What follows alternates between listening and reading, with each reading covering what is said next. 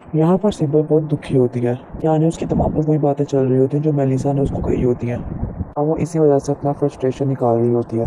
इतने में बेल बजती है और जब दरवाज़ा खोलती है तो मेलिसा होती है सामने। मेलिसा आती है और कहती है जल्दी से तैयार हो जाओ, हम लोग कॉफ़ी पे जा रहे हैं। सिब्बल कहती है मैंने अपनी कॉफ़ी पहले ही बना ली है, मैं तुम्हारे साथ कहीं नहीं चल सकती, मुझे बहुत ज़रूरी ऑफिस जाना है। मेलिसा कहती है तुम कहीं शायद भूल रही हो कि वो ऑफिस तुम्हारा ही है और तुम उसकी सीईओ हो। यानी तुम कुछ देर लेट भी चले जाओगे तो तुम्हारे लिए कोई फर्क नहीं पड़ेगा। तुम ड्रामेबाजी ना करो और फटाफट तैयार हो जाओ। सिबल कहती है जब से मुझे पता लगा है कि मैं मां नहीं बन सकती, मुझे हर जगह बच्चे ही नजर आते हैं। मेलिसा कहती है बच्चे तो हमेशा यहीं से थे, कि तुमने कभी गौर ही नहीं किया। सिबल कहती है जो चीज़ इंसान अपने हाथों से खुद खो देता है वही चीज़ उसको सबसे ज़्यादा जरूरी होती है।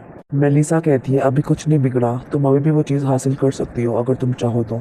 सिबल को उसकी माँ का फ़ोन आता है। मेलिसा कहती है तुम जब तक फ़ोन नहीं उठाओगे वो तुम्हें फ़ोन करती रहेंगी और आखिर में तुम्हें फ़ोन उठाना ही पड़ेगा, इसलिए तुम अभी ही बात कर लो उनसे। सिबल फ़ोन उठाती है तो उसकी माँ उसे कहती है तुम रात को इतनी जल्दी चली गई, मैं तुमसे बात नहीं कर पाई, और तुम्हें कितने दिनों से मैसेज कर रहा है और तुमने उसके कोई मैसेज का रिप्लाई नहीं दिया, तुम जाओ जाके उसे मिलकर आओ, ये तुम्हारे बाबा का हुक्म है, अब तुम्हें अपनी फैमिली बनाने का सोचना ही पड़ेगा, अगर तुम अब नहीं गई इस दफ़ा तो मैं तुम्हारे बाबा को रोक नहीं पाऊंगी। सिबल कहती है कि मॉम मैं ट्रैफिक में हूँ, मैं आपसे बाद में बात करूंगी। आनी वो अपनी माँ से जान छुड़ाती है।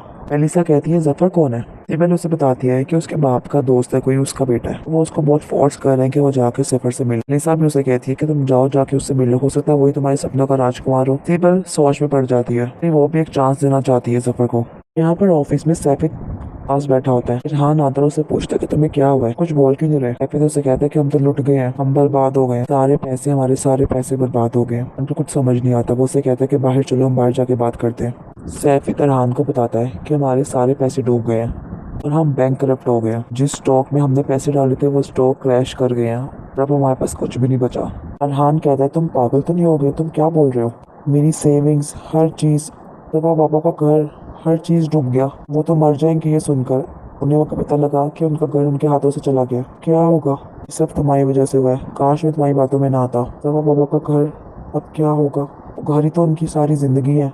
तुम उस आदमी की बातों में आई, तुम्हारी वजह से सब कुछ हुआ है, मैं बर्बाद होकर रह गया हूँ। मैं तो बर्बाद हूँ, खाली तुम बर्बाद नहीं हुए, बाकी बहुत सारे लोग बर्बाद हुए हैं। अभी है मुस्तफा पापा का घर चला जाएगा, हम बैंक करप्ट हो गए, तुम इसका मतलब समझते हो। अरहान को बहुत गुस्सा आ रहा था उसके ऊपर। अरहान कहता है और तुम उस आदमी की बातों में यकीन ना करते तो आज हमारे साथ ये सब ना होता। मैं तो बेवकूफ़ था जो तुम्हारी बातों में आ गया। अरहान का इमोशनल ब्रेकडाउन चल रहा होता है, उसको खुद समझ नहीं आ रही होती कि वो क्या करेगा आगे। किसी के हाथों से उसका घर जा रहा है, जबकि वो घर उसकी पूरी जिंदगी हो। वो बस ऑफिस पहुंची ही होती है, वो अपनी गाड़ी में बैठी होती है, वो इरहान को ही देख रही होती है कि उसके साथ क्या हो रहा है। एक आदमी इतना टूटा हुआ कैसे देख सकता है। बिना सोचे समझे उसकी गाड़ी के आगे खड़ा हो जाता है, अपने आप को ठीक करना शुरू करता है, साथ उसके आंसू बह रहे होते हैं। इरहान को देखकर सिबा को बहुत दुख होता है, वो नहीं जानती कि इरहान की इस हालत की वजह क्या है। उसका इरहान में थोड़ा थोड़ा इंटरेस्ट डेवलप होना शुरू हो जाता है। सेबल अपने ऑफिस आती है और उसको उसकी सेक्रेटरी बताती है मिस आयशा हमारे साथ अब काम नहीं करेंगे, उन्होंने किसी और डिजिटल ग्लोबल कंपनी के साथ साइन कर लिया। सेबल अपने रूम में आते किसी आयशन को फोन करते उससे पूछते कि क्या तुमने किसी और डिजिटल कंपनी के साथ साइन कर लिया प्रोजेक्ट। यहाँ पर तुंचे भी कंपनी में होता है, तुंचे को किसी निहान का फोन आता है, वह ना चाहते हुए भी उसका फोन उठाता है। फोन उठाते ही उसको बोलता है कि तुम क्यों मेरे पीछे पड़ी हुई हो। निहान उसे कहती है कि जिंदगी मौत का सवाल है, मुझे तुमसे जरूरी मिलना है, मरने से पहले एक दफा मुझसे मिल लो प्लीज, बहुत जरूरी है। तुंचे उससे कहता है क्या तुम अभी भी अंतालिया में रहती हो। यहाँ पर अरहान सिबल के पास आता है कुछ रिपोर्ट लेकर,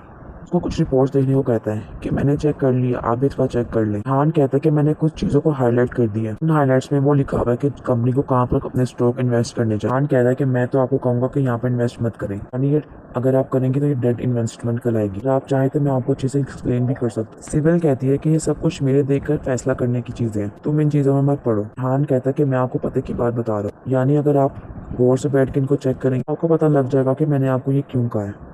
फिर अपने रूम में आती है, उसे कह के कि मैं देख लूँ, फिर आकर अपनी फाइल पटक देती है टेबल के ऊपर और आराम से अपने चेयर पर बैठती है और अरहान की अपने लैपटॉप पे प्रोफाइल खोलती है और अरहान का बायोडाटा चेक कर रही होती है। अरहान का आराम से बैठ के बायोडाटा चेक कर रही होती है। उसके बाद वो चेक करती है वो लिस्ट, अंतालिया में एक फैशन शो होता है, उसकी लिस्ट में अरहान का भी नाम होता है। सिबल का बाप आता है उसके कमरे में, वो आकर उसको कहता है मेरा काम टूरिज्म का है, अपने कितने बड़े बड़े होटल्स में उनको ठहराता हूँ, अब मेरी बेटी फैशन डिजाइनिंग का काम कर, एक भी बच्चा मेरे कहने पर नहीं चला। बावजूद तुमने अकेली इतना सब कुछ किया, तुम पर फख्र है, तुम इतना अच्छी कंपनी चला रही, लेकिन अब मैं चाहता हूँ कि तुम अपनी फैमिली बनाओ, तुम जफर के पास जाओ, उससे मिलो और अपना रिलेशनशिप बनाओ उससे। पहले उसके आगे कुछ नहीं कहती और चुप करके बैठ जाती है, लेकिन सिबल को सुनकर अच्छा लगता है कि उसके बाप ने उसकी तारीफ की है उसके काम से रिलेटेड।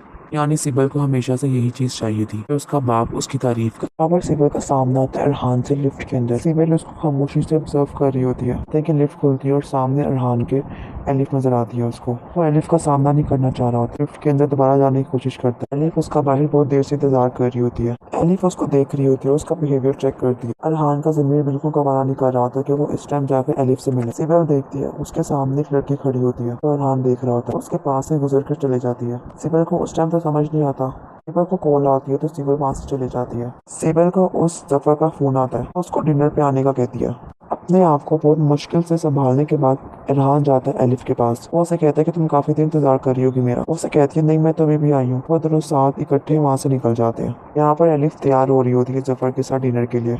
उसके जहन में वही इरहान की चीजें चल रही होती है, यानी उसका रोना, उसकी बेबसी, हर चीज। यहाँ पर इरहान, एलिफ, उसके बाप भाई बैठ कर डिनर कर रहे हो। सब आपस में बहुत खुश दिख रहे होते हैं। तब एलिफ की माँ की बात चिढ़ती कहती है ये घर मेरे पापा के लिए बहुत जरूरी है कि यहाँ पर मेरी मामा की यादें जुड़ी हैं उनके साथ। मैंने अपने आप को बहुत मुश्किल से संभाला था मामा के जाने के बाद, और अब ये घर ही उनका हर चीज है। इरहान का दम घुट रहा होता है ये बातें सुन सुन के। वो समझ नहीं आ रही कि वो क्या करे। इरहान बाहर आता है और उससे कहता है, यानी एलिफ के भाई से। वो उसको पैसे देता है और उससे कहता है कि जाकर ये मालिक मकान को दे आओ टच के लिए, और हर महीने उन्हें पैसे देने होते और कुछ टाइम है जिसके अंदर अंदर उनको सारे पैसे वापस करने हैं, और अगर उन्हें सारे पैसे वापस नहीं किए तो उनका घर उनके हाथ से जा सकता है। इरहान उससे कहता है कि तुम ये पैसे जाके उसको दे दो, वो थोड़े से पैसे होते हैं, और ये बात जाकर मुस्तफा बाबा को मत बताना। और जफर सिकल से कहता है मैंने तुम्हें बहुत सारे मैसेज किए थे लेकिन तुमने मेरा कभी कोई रिप्लाई नहीं दिया। नहीं, तुम डिनर का प्लान समझ नहीं आया। वो कहती है मेरे डैड ने फोर्स किया था तुमसे मिलने के लिए, इसलिए आज मैं तुमसे मिल रही हूँ। जफर उससे कहता है कि मुझे पता है तुम्हें शादी में कोई इंटरेस्ट नहीं है, ये सब तुम अपने घर वालों के कहने पे कर रही हो, और मेरे साथ भी यही केस है। मैं भी अपने घर वालों के फोर्स में आकर तुमसे मिलने आया हूँ, तुमसे शादी कर रहा हूँ। हम कुछ साल अपनी शादी को कायम रखेंगे, मजे करेंगे, हर चीज जो भी करना चाहते हो तो वो करेंगे, और कुछ अर्से बाद हम डाइवोर्स ले लेंगे ताकि हमारे माँ बाप भी खुश हो जाए और हम भी। और इस अर्से में अगर तुम चाहो तो तुम फैमिली बनाने के लिए तो तुम बना सकती हो। बाद में हम उसको नैनी के हाथों में पकड़ा देंगे। जैसे भी आजकल कौन अपने बच्चे संभालता है। तुम भी इजी और मैं भी इजी, तुम भी आज़ाद और मैं भी आज़ाद, और कोई मसला ही नहीं होगा। दिल देखती है तो उसके शादी को लेकर और बच्चों को लेकर कैसे ख्याल आता है। दिल में सोचती है कि ये आदमी मेरे लिए ठीक नहीं है, जो हर चीज को अपने गले का फंदा समझ रहा हूँ, जैसे रिश्ते को जो कि सारी जिंदगी निभाना पड़ता है। मैंने उसकी चुप करके बातें सुनती, उसको कोई जवाब नहीं देती। तो वो कहती है उसको मुझे बहुत जरूरी कॉल करनी है, वो भी वर्क रिलेटेड, भी आती हूँ। सिबल टेबल से उठती है और जाकर अपने दोस्त को कॉल मिलाती है। उसको कहती है कि मुझसे कुछ मत पूछना, बस ठीक 5 मिनट बाद तो मुझे कॉल करना और कहना कि मुझे बहुत जरूरी तुम्हारी मदद चाहिए, बाकी सब कुछ मैं तुम्हें बाद में समझा दूंगी। अब इरहान एलिफ के पास आता है किचन में। इतने में इरहान को कॉल आ जाए उसको अंतालिया के फैशन शो में आना हो, साथ में लव वन को भी लेके आ सकती है, किसी गर्लफ्रेंड बॉयफ्रेंड या बीवी को। इरहान एलिफ को बताता है कि हम दोनों साथ चल रहे हैं, वो भी अंतालिया के शो के लिए। एलिफ बहुत खुश हो जाती है क्योंकि उन दोनों को साथ टाइम स्पेंड करने का मौका मिल जाएगा। इरहान कहता है कि पता नहीं बाबा इजाजत देंगे या नहीं। एलिफ कहती है तुम फिक्र मत करो, पापा कभी मुझे मना नहीं करेंगे, वो तुम्हें हमारे साथ मुझे जाने देंगे। तो ठीक वैसा ही होता है कि भाई वो कॉल आती है ठीक 5 मिनट बाद। वो जफर से कहती है कि मुझे जाना होगा, तो उसका एक्सीडेंट हो गया और मुझे हॉस्पिटल जाना है बहुत जरूरी, हम फिर किसी दिन अपना डिनर कंटिन्यू कर लेंगे। पर उसको चुप करके देख रहा था, उसको समझ तो सब आ जाती है, सब उसके ड्रामे के करीब आता है, उसके गाल पे प्यार करता है। वो कहता है कि ये डिनर तुम्हारे ऊपर कर्ज है, ये कर्ज मैं बहुत जल्दी तुमसे लूंगा वापस। बहुत अनकंफर्टेबल होती है उसके करीब, वो उसको एक लफ्ज नहीं कहती।